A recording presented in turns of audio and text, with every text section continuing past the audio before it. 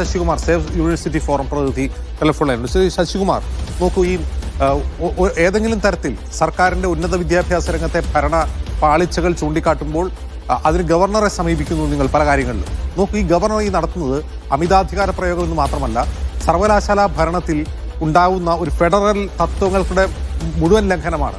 ഒരു തരത്തിലും വിട്ടുകൊടുക്കാൻ അദ്ദേഹം തയ്യാറില്ല. അദ്ദേഹം ബീഹാർ ഗവർണറായിരുന്നപ്പോഴും സമാനമായ പെരുമാറ്റമായിരുന്നു സർവകലാശാലയോട് കാണിച്ചിരുന്നത്. അല്ല, ഇതിനകത്തെ ഈ ഗവർണറും ഇക്കാര്യങ്ങളിൽ സർക്കാരും ഒരേ മനസ്സോടുകൂടി പോകണം എന്നുള്ളതാണ് വ്യവസ്ഥ. വാസ്തവത്തിൽ കാര്യം മുൻകാലങ്ങളിലും അത് തന്നെയാണ് കേരളത്തിൽ സംഭവിച്ചുകൊണ്ടിരുന്നത്. ഗവൺമെന്റിന്റെ താല്പര്യങ്ങളും ഗവർണറുടെ താല്പര്യങ്ങളോട് സംയുക്തമായി ആലോചിച്ചതിന് ശേഷമാണ് വിസിമാരെ നിയമിക്കുന്നത്. പക്ഷേ ഈ കഴിഞ്ഞ പിണറായി സർക്കാർ വന്നതിന് ശേഷം സർവകലാശാലകൾ നടത്തിയ വൈസ് ചാൻസലർമാരുടെ നിയമനം പൂർണ്ണമായും രാഷ്ട്രീയവത്കരിച്ചു എന്നുള്ളതും ഇത് ചില CPM-ന്റെ അനുഭാവികൾക്ക് സർവകലാശാല ഭരണം പിടിച്ചെടുക്കാനുള്ള ഒരു മാർഗമായി വൈസ് ചാൻസലറുടെ നിയമനം മാറ്റിയപ്പോഴാണ് ഞങ്ങൾക്ക് ഗവർണർ ആരിഫ് മുഹമ്മദ് ഖാനെ സമീപിക്കേണ്ടി വന്നത്.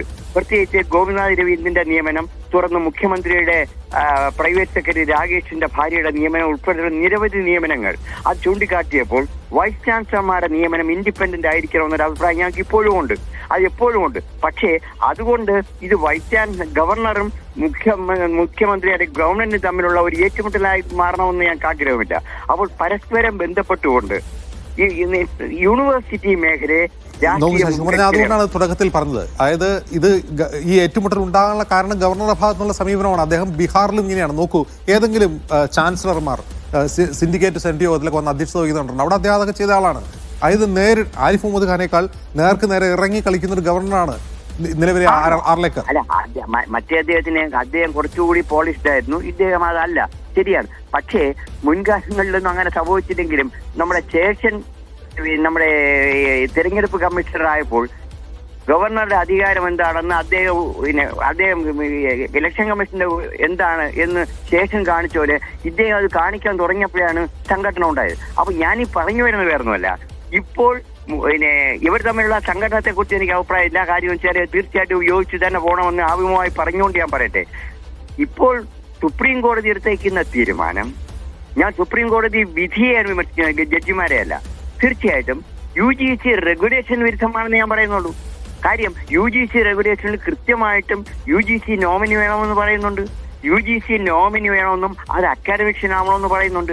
അതിന്റെ പേരിൽ മാത്രമാണ് CPM-ന്റെ കാലത്ത് നിയമിച്ചിരുന്ന KTUവിന്റെ വൈസ് ചാൻസലർ ആയിരുന്ന ഡോക്ടർ രാജശ്രീയെ വോയിഡ് അഭിനിഷ്യായി പിരിച്ചുവിട്ടത്.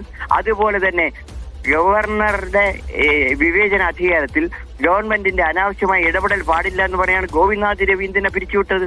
അപ്പൊ ഈ രണ്ട് വിധികളും സുപ്രീം കോടതി വിധിയെ അടിസ്ഥാനത്തിൽ ചെയ്യുമ്പോൾ അതിനൊക്കെ പരസ്പര വിരുദ്ധമായി മറ്റൊരു വിധി വരുമ്പോൾ അത് ചോദ്യം ചെയ്യപ്പെടുക സ്വാഭാവികമാണ്.